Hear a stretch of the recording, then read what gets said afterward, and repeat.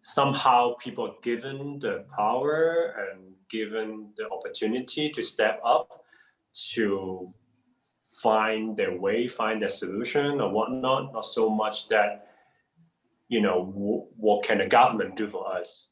What can you do for me? And what you should make a policy that can fit all of us, So it's more like maybe break it down, like not so much someone or some big organization hold the power anymore.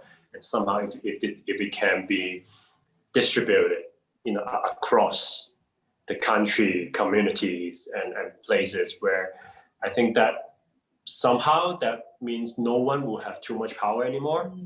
It's more that like there's all this small thing going on and each thing knows what they're doing, what's happening, what needs they have and how to meet their own needs, as opposed to can we have one big solution that can meet everyone's needs, which is impossible.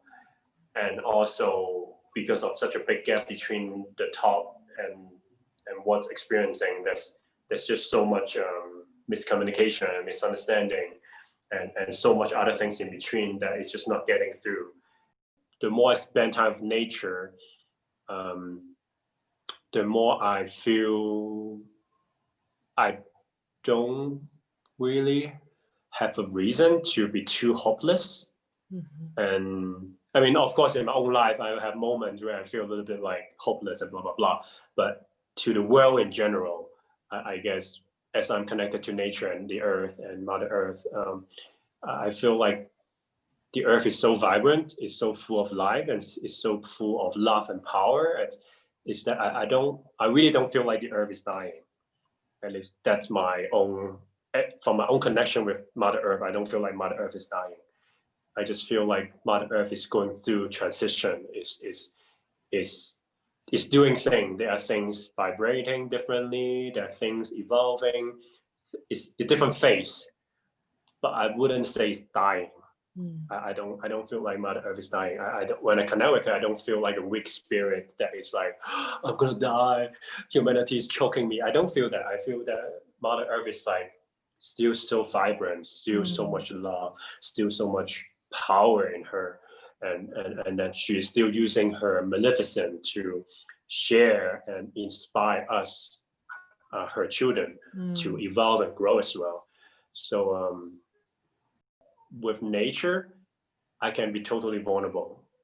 Like I think that would be my connection to it, is that I know that in nature, I can just be, I can just collapse in the arms of a tree. I remember when I was in Thailand, like a lot of time I would just go to a specific tree. I would just lie there. I would just be like, I'm feeling so much pain, like hold me, save me, just say whatever I want with the tree. And sometimes I really feel like I am releasing my pain and I'm being embraced. Like my energy is like starting to come, but then sometimes nothing happens. But I just have this sense of the presence telling me it's okay. So there are times where I feel like my pain is being kind of lifted, but there are times nothing is happening, but I feel the presence telling me that it's fine. You're okay. You can be where you're at. You don't have to be anything. You don't have to, it's okay to feel pain. It's more not taking the pain away, but telling me it's okay. So I feel like with nature, this is maybe that's where vulnerability can come from. Like we can bring our vulnerability to nature, because to me, Mother Earth is always accepting. It's always listening. So that can be a place to start. If you don't feel comfortable with people yet, then start with trees, start with your own little plants, start to share your story with your little plants if you feel comfortable, and start to share your vulnerability with plants. And when you can feel Mother Earth empathy with you, then maybe you start to be more open to the next step, sharing with an actual human being, sharing with an actual person. So yeah, because Mother Earth is like the perfect example of like someone who would just never abandon you, someone who would just always listening, always be there for you and never judge you. So I think that can be a place to start. It's like just share your story, share your pain with Mother Earth. She will hold you, she will listen, and she will also give you insight, from observing her. Yeah, and I also, she will never give you advice in the sense of, oh, You should do this or that. yes, No. stop doing that, do this.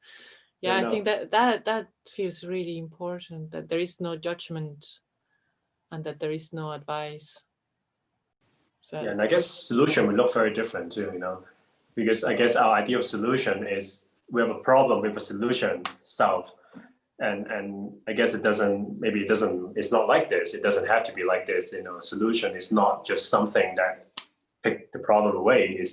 It can be, I don't know, it can be more integrated. I don't know, it can be, like what you're saying earlier about compost, like it can be things being put together, and then after a while something will come out from it and it become nutritious. So it's not so much like there's a problem, there's a solution, solve it, done. It's not so much like this. Like this thing will still be there, but it becomes the nutrition for something to grow. So it's like a very different way of looking at problem and solution.